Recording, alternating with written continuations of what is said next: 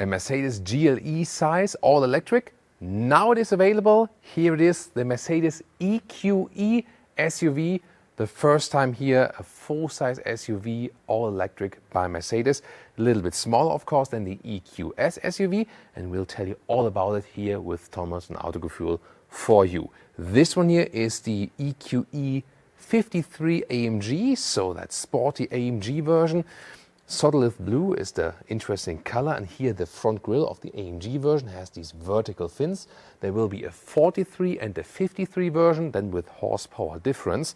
And you can see it's all the way closed and has a seamless integration into the headlamps. LED is standard for all EQE SUV, and here the digital light with elaborated high beam function is already standard for that AMG version. In this video here, we will also show you the normal Mercedes version as the EQE 500, and then you can compare both the AMG and the normal Mercedes model. All new AMG models have the new updated AMG logo here on top of the hood. That's another thing you can directly differentiate. Two big technology highlights for the EQE SUV, which will also have massive impact on the other electric models like EQS SUV, EQE Sedan, EQS Sedan, because the EQE SUV will introduce a heat pump now, finally. You might remember in earlier reviews of the EQE and the EQS sedans, I was saying like it needs a heat pump. And I was also telling the Mercedes engineers that, and they said, we can also do without, it's efficient enough. No, it wasn't. In winter you had like range drops to like half of the range. That will be history now, I hope, because this is now featured with a heat pump as standard equipment. And I suppose they will also update that to the other electric models, then maybe with a model year change or with a facelift or so. Second biggest technology highlight is that you now can basically have a clutch on the front axle for the front electric motor if you have the all-wheel drive version. So the thing is, there is no mechanical link between the front and the rear axle. However, the motors are always running basically, and so when you are in a rolling effect, there is still some resistance. Now you can basically pull a clutch, that's done automatically, and then there's less rolling resistance when the car is just rolling. The heat pump itself will, get you already some efficiency gains, especially in wintertime. This effect in here with the clutch on the front axle for the front motor supposed to bring you some 10% of efficiency gain. So we can calculate that this will easily score some 500 kilometers or 300 miles of range. With this 91 kilowatt hour battery net, there's just this one available. Under the hood also the HEPA filter if you went for that one. Therefore, the only thing you can open is this wiper opening here at the side. You cannot open the hood, it is just done for servicing. Wheels come from 19 to 22 inch. The AMG version here, 21 or 22 inch then, huge definitely. You can also get special brakes for this one. And the suspension setup also varies a little bit. The EQE SUV would usually come with adaptive dampers as standard, optional and air suspension, or which is then also standard for the EQS SUV in the AMG version. And then it also has a stiffer setup, but they have the same height. Interesting door steps here, or the side steps here. You might think, that's less efficient. No, it's actually better for the wind coefficient, because in the lower part underneath, there's kind of like a curve, which is also then directing the wind stream to the back, and that is actually increasing efficiency. Very interesting. The length here overall is 4.86 meters or 191 inches, and that means lengthwise, if you take a big comparator, the BMW iX, lengthwise it's basically that the iX sits between the EQE SUV and the EQS SUV lengthwise. This one here, wheelbase wise, by the way, has the shortest wheelbase of the Mercedes EQS setup. So this one has a shorter wheelbase even than the EQE sedan, supposed to making it more agile. And if you want to have, let's say, an even shorter faked wheelbase, it comes with rear axle steering. For the normal version, that's an option. Here for the AMG version, it is standard. The only difference is the AMG version has wider tires, and that means 9 degrees of rear axle steering, whereas the normal EQE SUV, the Mercedes setup, has 10 degrees of rear axis steering, where the rear wheels can turn in the opposite direction than the front wheels, faking a shorter wheelbase, more agile when it's driving slower, more stability when it's driving faster, and of course massively reducing the turning circle by more than a meter. Fun fact, if you forgot your hair comb and you're on the way, you can just put your head underneath the vehicle here in the front. Then you have these individual short fins, or it's maybe like crocodile teeth. Well, the reason for that is these here also help increase the wind efficiency, because the air is also better channeled alongside the wheel and there's less turbulences. Yeah, looks funny, but brings more efficiency. Yeah, and that's exactly how I helped Michelle to film that here underneath. Well, I wanted to try to comb my hair, but yeah, I can't really reach it. So you start with the EQE SUV 350, rear electric motor only, then the EQE SUV 500, all-wheel drive, one electric motor in the rear, one in the front, then the 43 AMG, and then the top model here, the 53, which has hardware changes then, so stronger electric motors, or they're upgraded hardware-wise, both rear and in the front. You will in most situations remain with the rear wheel bias, especially when you go into a sporty driving mode that you have, because the stronger electric motor is also always the one in the rear when you have an all-wheel drive version. Interesting, by the way, here, this curled design of the rear lamp signature in EQE and EQE SUV models. There are like 4 curls. In the EQS and the EQS SUV, there are 5 curls here. So do they differentiate that a little bit? Light strip goes all the way through, seamless design. The AMG version then here has a sportier visual part and lower part, also the high gloss black as the contrast in here. The acceleration figure here for the top model, the EQE SUV 53 AMG or Mercedes AMG 53, 3.5 seconds in the acceleration figure. And yeah, you already heard that talking about naming. I also struggle myself, and I think also when you think about like you Google it or you put it in a YouTube search, I think it's a huge problem if you just put EQS SUV, EQE SUV. I would have given them separate names, then you can search for them, find a review of them. Now there will always be messing, it's the EQE or the EQ SUV. You know, it's like saying, hey, there's the Mercedes E-Class SUV. No, they named it GLE for a reason, you know. So what's your take on that? Looking forward to your comments. And recharging with the 200 kilowatt peak, DC charging at a good charging station, then 10 to 80% state of charge in around 30 minutes. Key fob, really good quality here with AMG logo then in the AMG version. Flush door handles are standard for the AMG model or an option for the other ones here. You can grab it in there, and when you close the vehicle, you heard that? It's like an AMG goodbye sound. Well, then the door closing sound is mediocre, I would say. Inside of the doors, this is a so-called Neotex material. It's like a mixture of microfiber and neoprene. It's really cool, actually. Then here you have a soft touch leatherette, Artico Ambient. Nice ambient lighting around this area, but a lot of hashtag capacitive BS buttons. For example, these here do not move. They don't give you a real feedback. And there's more of that, for example, than here also in that vehicle. This is the AMG interior. We'll also soon show the electric art interior and the AMG interior. Here, yeah, you see it's really dark black seats. These are the sport seats with stronger accentuations and also this kind of separate head restraint. They are also available then with Dynamica microfiber on the inside. That would be possible here, for example. Cool is the steering wheel here with microfiber and carbon fiber.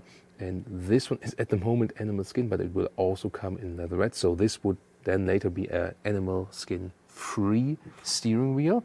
It is also then possible with the AMG-Line or AMG version. Seating position, you sit a little bit more upright than, for example, in the EQE sedan. So this SUV building style definitely has a positive effect.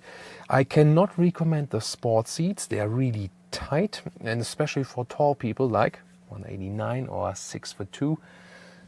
There is enough headroom left, yes, but you somehow feel caged in, and not in a good way, by the seats. So the seat ergonomics is something which Mercedes has to work on at this moment for their new models. Steering wheel up and down, there you find a nice position, and you have a really nice handling here with that steering wheel. Looks great, and also the handling itself and the design tells me, let's attack.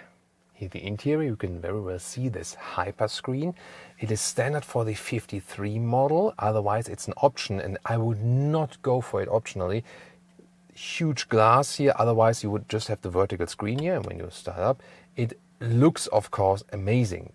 But the other simple solution with the smaller vertical screen, to me, is actually easier to control, and you don't need so much screen. And here also the passenger screen, you don't really need that.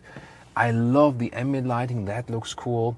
And you also have, for example, here this effect when you use the AC, put it colder or warmer, then you have this very, very nice temperature flow effect, for example. So that's very impressive, definitely. And the AMG model also has some special features in the interior. First of all, visually, I mean, here we have, for example, a carbon fiber decor that is then less black piano like I use at least there. And then, for example, we can have this special dynamic select with special AMG gauges. I would say let's take a closer look at that. So here in this screen, this performance gauge, we can see electric motor visualization, for example, the energy flow, here the battery pack in the centralized vehicle, newtons of torque, RPM, here like, you know, how the car is leaning and so on. The AMG version has in the 53 an anti-tilt control as well. That's interesting. And there are the driving modes, and for example from comfort to sport, then you have more power on the rear electric motor. You hear this like this subtle growling. You can hear it on the interior and the exterior as well. So sound emulation then here for this vehicle. And another interesting feature is the IWC digital analog clock. Let's take it that way. It looks really interesting, and you can use the start-stop function in here, and it's just like a real stopwatch then.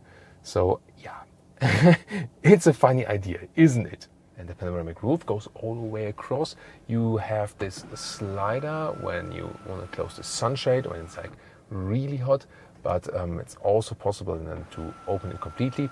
However, you have this capacitive slider here, and yeah, to do that while driving is not that cool actually. So that's the way you can open it completely. That's also possible. The sunshade can also be closed with voice activation, by the way. And now as a comparison, the normal Mercedes version, so the non-AMG version, this one could be a 350 or a 500 EQE SUV.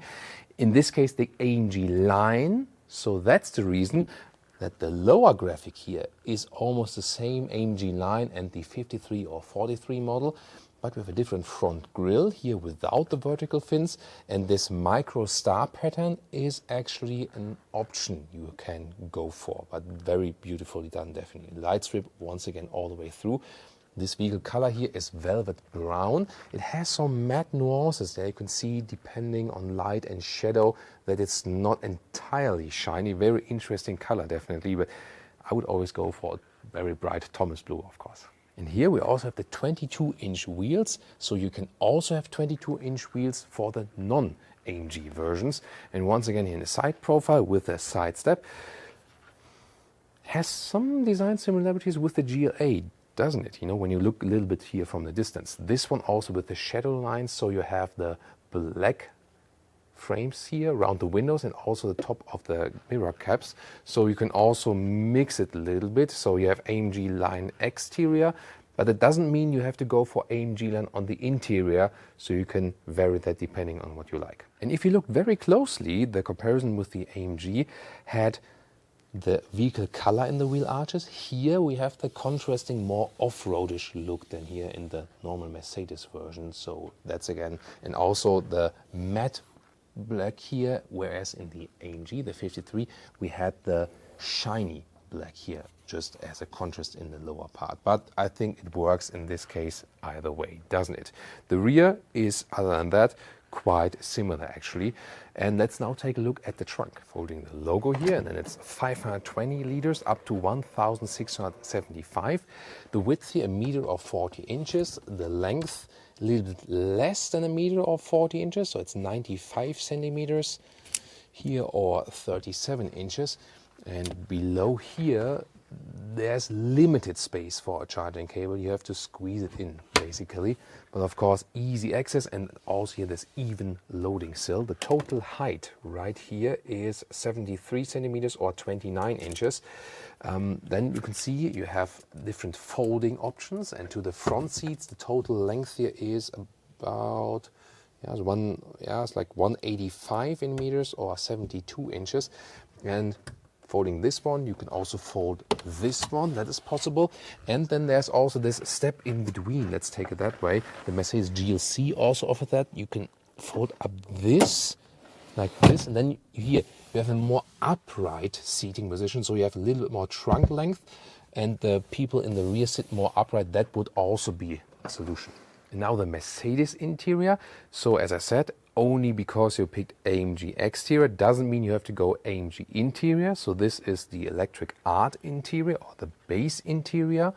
And here they picked a bright styling. You can go for different colors. And very important is, these are the animal skin seats here at this moment. But it's really important that the EQE SUV starts animal free with Artico seats. So this would be, similar in the surface, would also feel very soft, but different stitching then, and would be available in an animal free Artico or the high grade leatherette Ambitex surface in gray, black, and also in a beige style, so you can have different colors there. And then optional, you can go for dynamic on the inside. And very important as well, if you take a look at this steering wheel, that steering wheel would from standard also come with a leatherette animal free surface. Not here for this very vehicle, but the important message is that the EQE SUV as base model in most markets, it depends always on the market specifics, what they decide later on, but in most markets it will start actually animal free.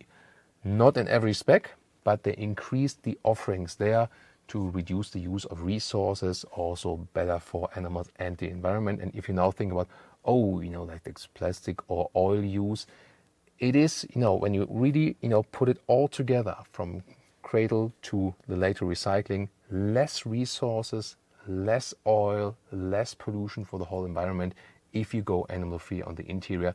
That is just scientific fact. It's not about opinion, yes or no, actually. So here in this comfort seat, by the way, so this is also this comfort seat form, whereas we had the sport seat in the AMG version. This one feels a little bit more open and is definitely more comfortable. So my tip would be to go with the base version actually, stick with the comfort seat, pick one of the Artico leatherette surfaces. They're very comfortable, and definitely, especially if you're tall, do not go for the sport seats. This is also a lovely interior choice here. Here it's a matte wood and then this microstar pattern. So this is actually, really sophisticated. It takes a lot of work to create it in that way. When we slide it open here, by the way, they are cup holders and you can press them, but they do not hold bottles properly tight, especially if they are glass bottles or so on. We know them from the EQS and EQE sedans, and yeah, they are indeed not ideal. Inductive charging, but here 2 USB-C chargers. And then if we close it again, there is once again more of this hashtag capacitive BS. And it's one button. And I really think about, why would they do that? Like, no matter if I press here or here, it's one button. Doesn't that look cheap and feel cheap? I have no idea how they can do that. So it might look fancy and clean, but then when you touch it, it's not that great. I love, however, this split armrest opening. That's actually quite cool. So, and then 2 more USB-C chargers, and wow, that's a lot of space there. Here we can once again very well see the ambient lighting, and you can have also the energy shine, and it reacts also on acceleration and braking. We have also videos on that from the EQS, for example, from the EQS sedan. That looks really amazing. And by the way, here you have this base electric art steering wheel. So the AMG had the 2 horizontal spokes here. This one then with, like this two clutter designs, so to speak, also with capacitive buttons. And this has a little bit more elegance, the other one sportiness. And then this one slot, I said slot design here in the lower part. Digital instruments, you can pick your styles, like this understated view, for example, sports view, classic view. You also have the map full screen or something, assistance systems. Oh, off-road is also quite interesting to look at. Wow. And there is also a head-up display available. And here on the passenger screen, you can also have some personalized background pictures. Really beautiful, isn't it? I know, it's that video where I always have to go underneath the vehicle to show you even more features.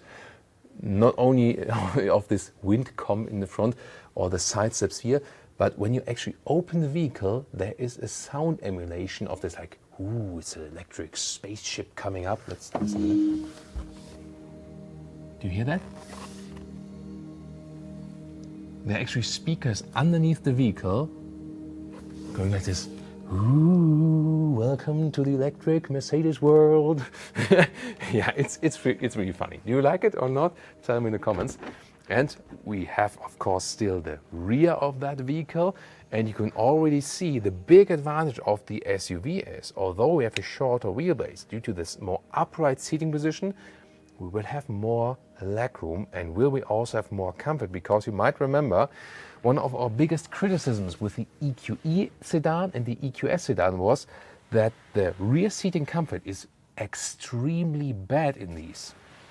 And here in the SUVs, it's indeed way better because you have the more upright seating position, and the backrest in the sedans is really upright, and it doesn't fit to the rest of the lower bench. And here you have a better seating angle then, especially if you're taller. Also still legroom left. This is the seat as I would be driving as a tall person, and also headroom in the rear is actually no problem. I wouldn't say it's the most comfortable car ever here in the rear, but definitely way more comfortable than the sedans. Also using that EV platform, no middle tunnel. Therefore you can also sit in the middle part. It's a little bit stiff than here at the rear. No wrong ideas here. Yeah, for short waist maybe, but 5 tall adults can easily be housed here. You have a separate climate unit. In the lower part here you have 2 more USB-C chargers. And then you can have here either like this smartphone holder, or you have to be gentle like this, and then you have more cup holders here. So overall, I really have to say, when you compare EQE, EQE SUV, EQS, EQS SUV, this EQE SUV here is the best choice. You now have the heat pump. You have this clutch or this decoupling of the front electric motor if you have an all-wheel drive version for better efficiency. You have better rear seating comfort than in the sedans. And this one is not as expensive and not as large as the EQS SUV. So to me at this moment, the EQE SUV seems to be their best offering in their electric lineup. Then again, when you keep it base version, pick the animal-free seating and even steering wheel version, you have a also forward-going sustainable interior then, and can also keep the price low, leave out the Hyperscreen and stuff, 8,500 euros extra.